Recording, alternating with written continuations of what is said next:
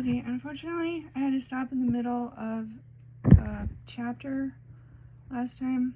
I believe we're on page 240. Effects of material progress. That this is the way in which the increase of population powerfully acts in increasing rent. Whoever in a progressive country will look around him may see for himself. The process is going on under his eyes. The increasing difference in the productiveness of the land in use, which causes an increased rise in rent, results not so much from the necessities of increased population compelling the resort to inferior land, as from increased productiveness, which increased population gives to the land already in use. The most valuable lands on the globe, the lands which yield the highest rent, are not lands of surpassing natural fertility, but lands to which a surpassing utility has been given by the increase of population. The increase of productiveness or utility, which increase of population gives to certain lands, in the way to which I have been calling attention, attaches, as it were, to the mere quality of extension. The valuable quality of land that has become a center of population is its superficial capacity. It makes no difference whether it is fertile, alluvial soil like that of Philadelphia, rich bottomland like that of New Orleans, or filled-in marsh like that of St. Petersburg, or sandy waste like the greater part of San Francisco. And where value seems to arise from superior natural qualities, such as deep water and good anchorage, rich deposits of coal and iron or heavy timber, observation also shows that these superior qualities are brought out, rendered tangible by population. The coal and iron fields of Pennsylvania, that today are worth enormous sums, were 50 years ago valueless. What is the efficient cause of the difference? Simply the difference in population. The coal and iron beds of Wyoming and Montana, which today are valueless, will in 50 years from now be worth millions on millions, simply because in the meantime population will have greatly increased.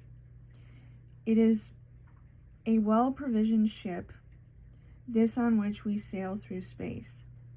If the bread and beef above deck seem to grow scarce, we but open a hatch and there is new supply, of which before we never dreamed. And very great command over the services of others comes to those who, as the hatches are opened, are permitted to say, "This is mine." To recapitulate, the effect of increasing population upon the distribution of wealth is to increase rent and consequently to diminish the proportion of the produce which goes to capital and labor in two ways. First, by lowering the margin of cultivation. Second, by bringing out in land special capabilities otherwise latent, and by attaching special capabilities to particular lands.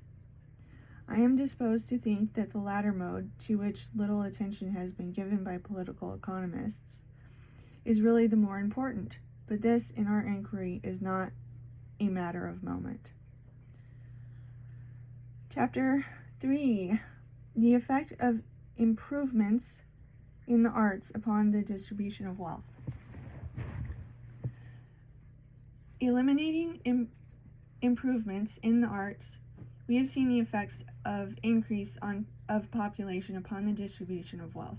Eliminating increase of population, let us now see what effect improvements in the arts of production have upon distribution. We have seen that that increase of population increases rent, rather by increasing the productiveness of labor than by decreasing it. If it can now be shown that, irrespective of the increase of population, the effect of improvements in methods of production and exchange is to increase rent. The disproof of the Malthusian theory, and of all the doctrines derived from or related to it, will be the final and complete, for we shall have accounted for the tendency of material progress to lower wages and depress the condition of the lowest class without recourse to the theory of increasing pressure against the means of subsistence. That this is the case will, I think, appear on the slightest consideration. The effect of inventions and improvements in the productive arts is to save labor, that is, to enable the same result to be secured with less labor, or a greater result with the same labor. Now, in a state of society in which the existing power of labor served to satisfy all material desires, and there was no possibility of new desires being called forth by the opportunity of gratifying them, the effect of labor saving improvements would be simply to reduce the amount of labor expended. But such a state of society, if it can anywhere be found, which I do not believe, exists only where the human most nearly approaches the animal. In the state of society called civilized, and which in this inquiry we are concerned with, the very reverse is the case. Demand is not a fixed quantity that increases only as population increases. In each individual, it rises with his power of getting the things demanded.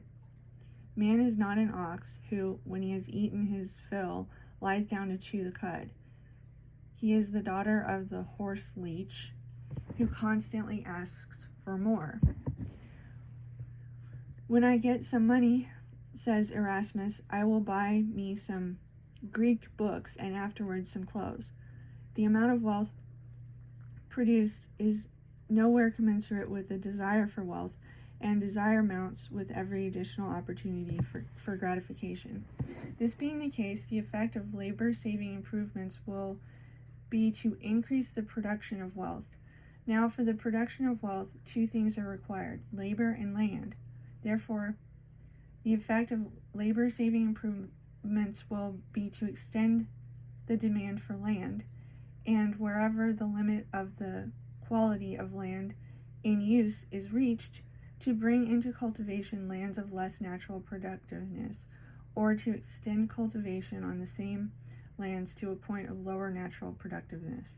And thus, while the primary effect of labor-saving improvements is to increase the power of labor, the secondary effect is to extend cultivation, and where this lowers the margin of cultivation, to increase rent.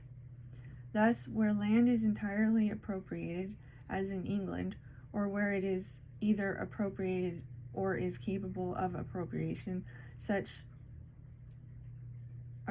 capable of appropriation as rapidly as it is needed for use, as in the United States, the ultimate effect of labor-saving machinery or improvements is to increase rent without increasing wages or interest.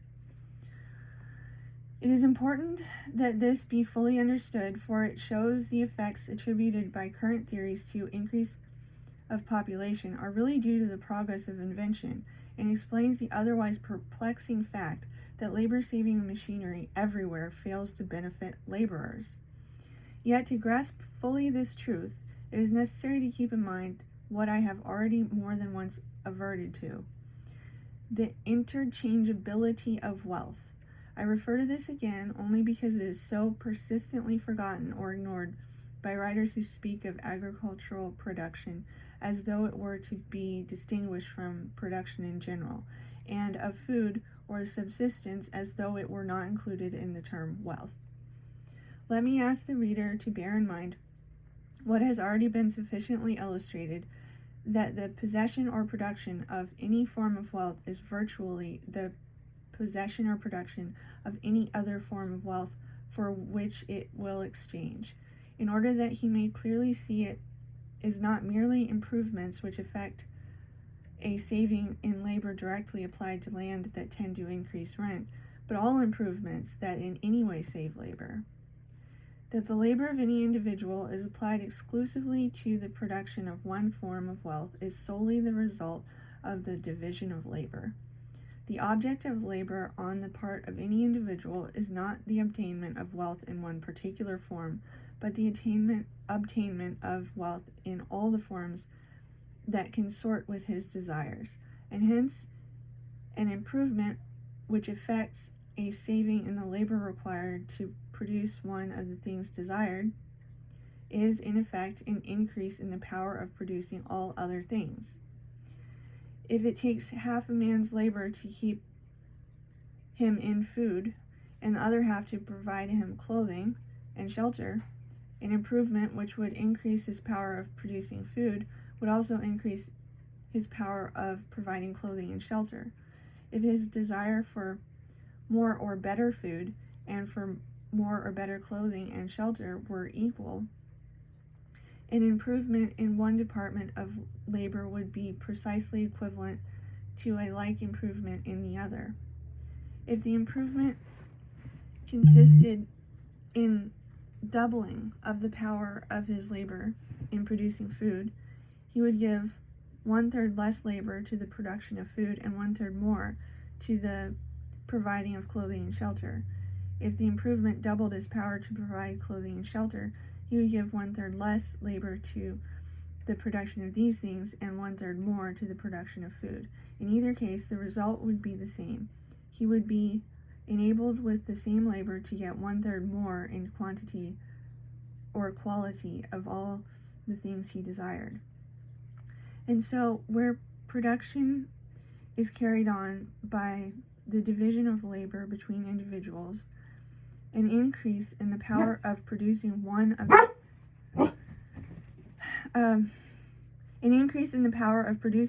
the things sought by production in the aggregate adds to the power of obtaining others, and will increase the production of the others to an extent determined by the proportion which the saving of labor bears to the total amount of labor expended, and by relative strength of desires.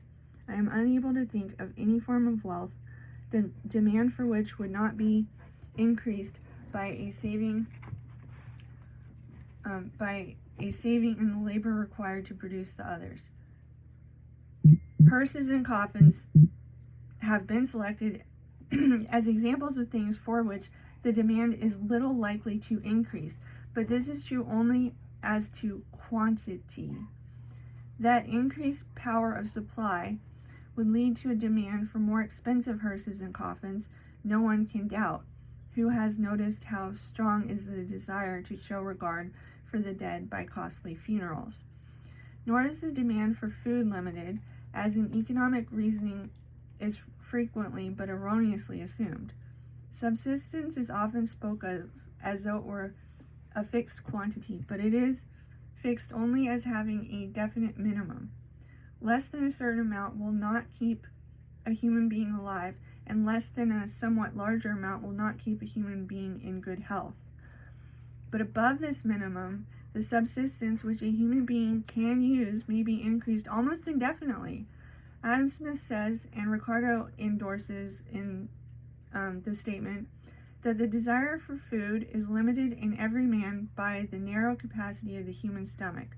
But this manifestly is true only in the sense that when a man's belly is filled, hunger is satisfied. His demand for food have no such limit. The stomach of a Louis the Eighth, or whatever numbers of Louis, or a Louis of the other number, could not hold or digest more than the stomach of a French peasant of equal stature, yet while a few rods of ground would supply the black bread and herbs which constituted the subsistence of the peasant, it took hundreds of thousands of acres to supply the demand of the king, who, besides his own wasteful use of the finest qualities of food, required immense supplies for his servants, horses, and dogs.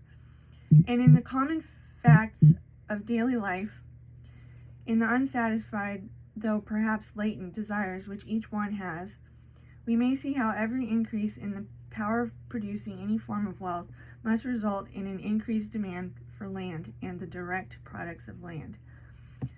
The man who now uses coarse food and lives in a small house will, as a rule, if his income be increased, use more costly food and move to a larger house. If he grows richer and richer, he will procure horses, servants, gardens, lawns, his demand for the use of land constantly increasing with his wealth. In the city where I write is a man, but the type of men everywhere to be found, who used to boil his own beans and fry his own bacon, but who, now that he has got rich, maintain a townhouse that takes up a whole block and would answer for a first-class hotel, 2 or 3 country houses with extensive grounds, a large stud of racers, a breeding farm, private tracks, etc. It certainly takes at least 1,000 times, it may be several thousand times, as much land to supply the demands of this man now as it did when he was poor. And so, every improvement or invention, no matter what it be, which gives to labor the power of producing more wealth, causes an increased demand for land and its direct products, and thus tends to force down the margin of cultivation, just as would the demand caused by an increased population. This being the case, every labor-saving invention, whether it be a steam plow, a telegraph, an improved process for smelting ores, or a perfect printing press or a sewing machine, has a tendency to increase rent. Or to state this truth concisely, wealth in all its forms, being the product of labor applied to land or the products of land, any increase in the power of labor, the demand for wealth being unsatisfied, will be utilized in procuring more wealth and thus increase the demand for land. To illustrate this effect of labor-saving machinery and improvements, let us suppose a country where, as in the countries of the civilized world, the land is in the possession of but a portion of the people. Let us suppose a permanent barrier fixed to further increase of population, either by enactment and strict enforcement of a Herodian law, or from such a change in manners and morals as might result from an extensive circulation of Annie Besant's pamphlets. Let the margin of cultivation or production be represented by 20. The application of labor and capital will yield a return of 20, will just give the ordinary rate of wages and interest without yielding any rent, while all lands yielding to equal applications of labor and capital, more than 20 will yield the excess as rent. Population remaining fixed, let there be made inventions and improvements which will reduce by 1/10 the expenditure of labor and capital necessary to produce the same amount of wealth. Now, either 1/10 of the labor and capital may be freed and production remain the same as before, or the same amount of labor and capital may be employed and production be correspondingly increased. But the industrial organization, as in all civilized countries, is such that labor and capital, especially labor, must press for employment on any terms.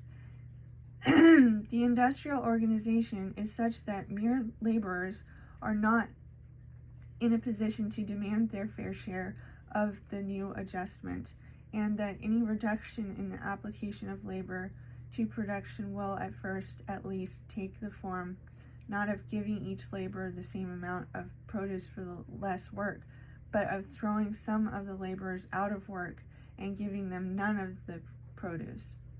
Now, owing to the increased efficiency of labor secured by the new improvements, as great a return can be secured at the point of natural productiveness represented by 18 as before at 20. Thus, the unsatisfied desire for wealth, the competition of labor and capital for employment, would ensure the extension of this margin of production, we will say, to 18, and thus rent would be increased by the difference between 18 and 20, while wages and interest in quantity would be no more than before, and in proportion to the whole procedure would be less. There would be a greater production of wealth, but landowners would get the whole benefit, subject to temporary deductions, which will be hereafter stated. If invention and improvements still go on, the efficiency of labor will be still further increased, and the amount of labor and capital necessary to produce a given result further diminished. The same causes will lead to the utilization of this new gain in productive power for its production of more wealth. The margins of cultivation will be again extended, and the rent will increase both in proportion and amount without any increase in wages and interest. And so, as invention and improvements go on, constantly adding to the efficiency of labor, the margins of production will be pushed lower and lower, and rent constantly increased, though population should remain stationary. I do not mean to say that the lowering of the margin of production would always exactly correspond with the increase in productive power, any more than I mean to say that the process would be one of clearly defined steps. Whether in any particular case the lowering of the margin of production lags behind or exceeds the increase in productive power will depend, I conceive, upon what may be called the area of productiveness that can be utilized before cultivation is forced to the next lowest point. For instance, if the margin of cultivation be at 20, improvements which enable the same produce to be obtained with 1/10 less capital and labor will not carry the margins to 18. If the area having a productiveness of 19 is sufficient to employ all the labor and capital displaced from cultivation of superior lands, in this case the margin of cultivation would rest at 19, and rents would be increased by the difference between 19 and 20, and wages and interest by the difference between 18 and 19. But if the same increase in productive power, the area of productiveness between 20 and 18 should not be sufficient to employ all the displaced labor and capital, the margins of cultivation must, if the same amount of labor and capital pressed for employment, be carried lower than 18. In this case, rent would gain more than the increase in the product, and wages and interest would be less than before the improvements which increased productive power. That's not good. Nor is it precisely true that the labor set free by each improvement will all be driven to seek employment in the production of more wealth. The increased power of satisfaction which each fresh improvement gives to a certain portion of the community will be utilized in demanding leisure or services as well as demanding wealth. Some laborers will therefore become idlers, and some will pass from the ranks of productive to those of unproductive laborers, the proportion of which, as observation shows, tend to increase with the progress of society.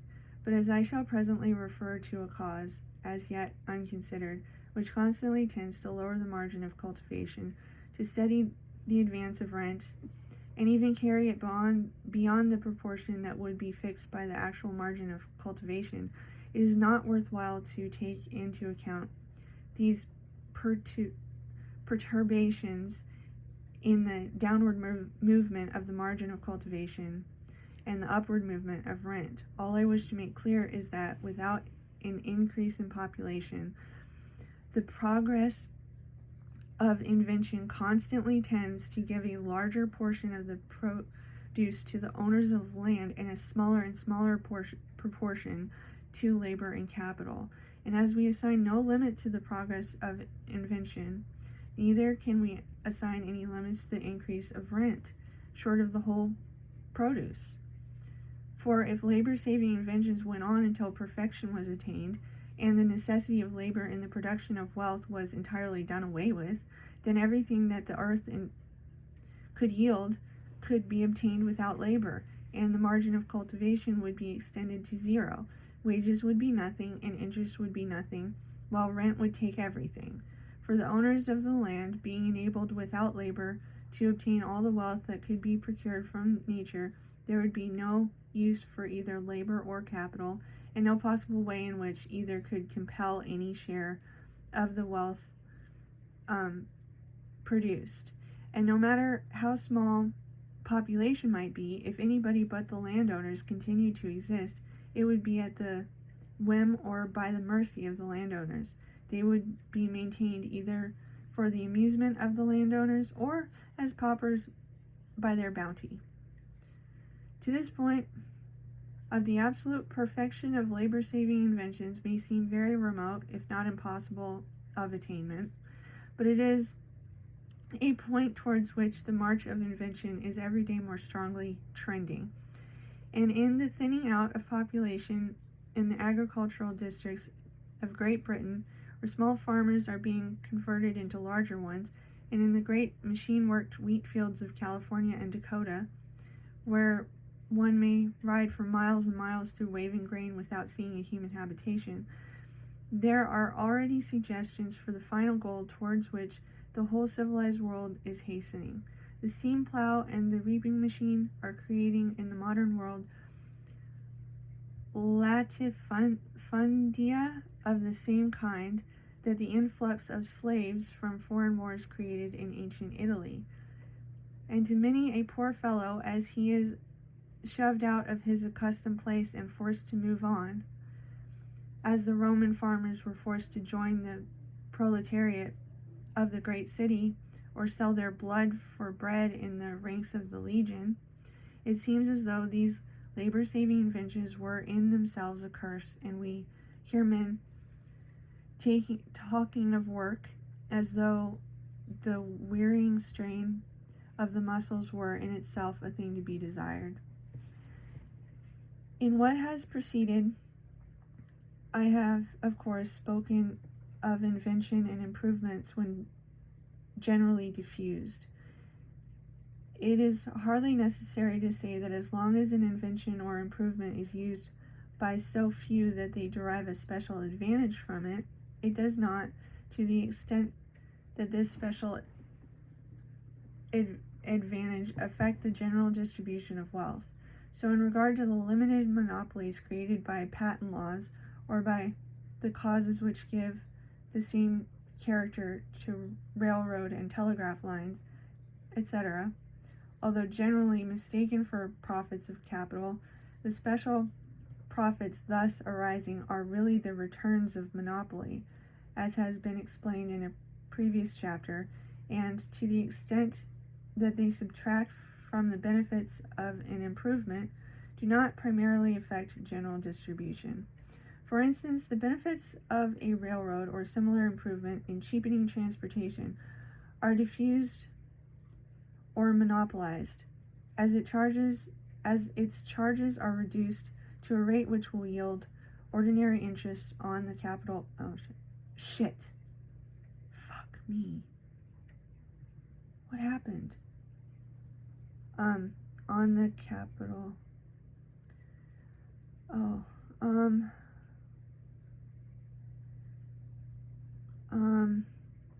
Okay, for instance, the benefits of a railroad or similar improvement in cheapening transportation are diffused or monopolized, as its charges are reduced to a rate which will yield ordinary interest on the capital invested, or keep up to a point which will yield an extraordinary return, or cover the stealing of the constructors or directors. And as is well known, the rise in rent or land values corresponds with the reduction in the charges. As has before been said, in the improvements which advance rent are not only to be included the improvements which directly increase productive power, but also such improvements in government, manners, and morals as indirectly increase it. Considered as material forces, the effect of all these is to increase productive power, and like improvements in the productive arts, their benefit is ultimately monopolized by the possessors of the land. A notable instance of this is to be found in the abolition of protection by England. Free trade has enormously increased the wealth of Great Britain without lessening pauperism. It has simply increased rent. And if the corrupt governments of our great American cities were to be made models of purity and economy, The effect would simply be to increase the values of land, not to raise either wages or interest. And that is the end of chapter whatever it is, and the page is 252, so next one, 253.